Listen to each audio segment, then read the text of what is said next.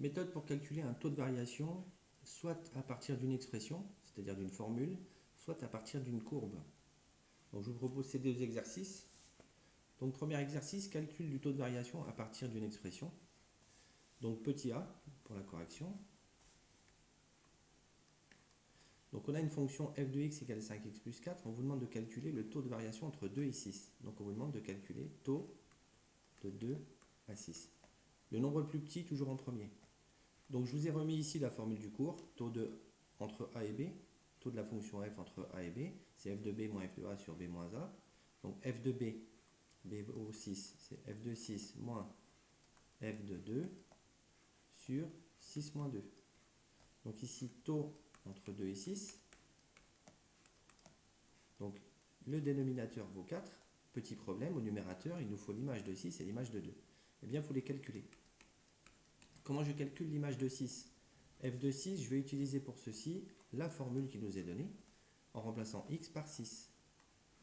Donc f de 6, c'est 5 fois 6 plus 4, ce qui fait 34. Donc je peux déjà le positionner dans ma formule. Moins, il nous manque f de 2. Dans f de 2, j'utilise la formule qui nous est proposée. 5 fois 2 plus 4 égale 14. Donc le taux de variation, 34 moins 14 sur 4, 20 sur 4 est égal à 5. Donc globalement, entre 2 et 6, on pourra dire que cette fonction est croissante, globalement. Petit b. On vous demande de calculer le taux de variation de la fonction g de x égale x carré plus 1 entre 2 et 5. J'applique la formule. Taux entre 2 et 5. Donc a égale 2, b égale 5. Et puis à la place de f, je mettrai la lettre g. Donc c'est g de 5 moins g de 2 sur 5 moins 2. Donc on voit bien qu'il nous manque g de 5 et g de 2. Donc ici, on sait que ça fait 3. Or, g de 5, on le calcule. G de 5, c'est 5 au carré plus 1, ce qui fait 26. Et g de 2, c'est 2 au carré plus 1, ce qui fait 5. Donc on a 26 moins 5 égale 21 sur 3, ce qui fait 7. Donc globalement, la fonction g augmente entre 2 et 5. C'est une variation globale. Donc l'exercice à droite est un petit peu différent. On vous demande de calculer un taux de variation, cette fois-ci, à partir d'une courbe. Donc la courbe ci-contre est celle du prix d'achat d'un épice en fonction de la quantité commandée. Donc vous avez le prix qui est ici, 0, 200, 400 jusqu'à 2200, et la quantité qui est ici en kilogrammes. Quel est le taux de variation du prix de l'épice lorsque la commande passe de 200 à 400 kg? Donc 200. 200, c'est la quantité. Donc 200, il est là.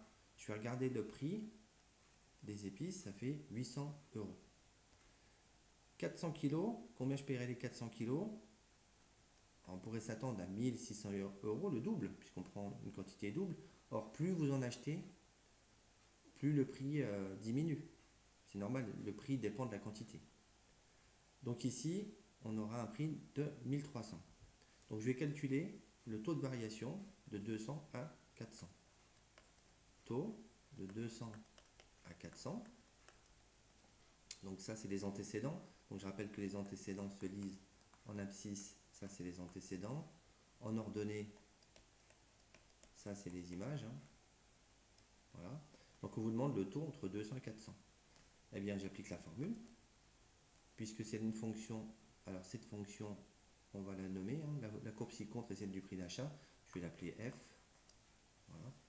Donc f de 400 moins f de 200 sur 400 moins 200. Donc ce taux de 200 à 400, qui va nous donner une indication sur l'évolution de la fonction, il est égal à, au dénominateur, ça fait 200. Quelle est l'image de 400? Donc l'image de 400, je vous rappelle, antécédent, abscisse, image, ordonnée. Là, c'est 1300. Quelle est l'image de 200? 200, c'est l'antécédent, l'ordonnée, c'est 800. Donc 1300 moins 800 divisé par 500, par 200, pardon, c'est égal à 2,5. Donc on a un taux de variation de 2,5. c'est-à-dire que globalement c'est positif, ça va augmenter.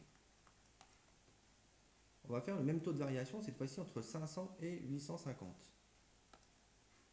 Donc on vous demande le taux entre 500 et 850. Donc 500, on est ici, hein, on obtient le point là. Donc 500. L'ordonnée sera de 1500 et 850, ici à peu près, on aura une ordonnée de 1900. Donc c'est f de 850 moins f de 500 sur 850 moins 500. F de 850, c'est 1900. Moins f de 500, eh bien c'est 1500. Sur 850 moins 500 sur 350. Donc on a 400 sur 350. Donc là on simplifie, hein. On peut simplifier par 10, ce qui fait 40 sur 35. On divise encore par, on peut diviser par 5, il vous reste 8 septièmes. Voici le taux de variation. Donc globalement, je rappelle que ce taux de variation, si j'appelais les points A et B, correspond à la pente de la droite AB, c'est le coefficient directeur de la droite AB.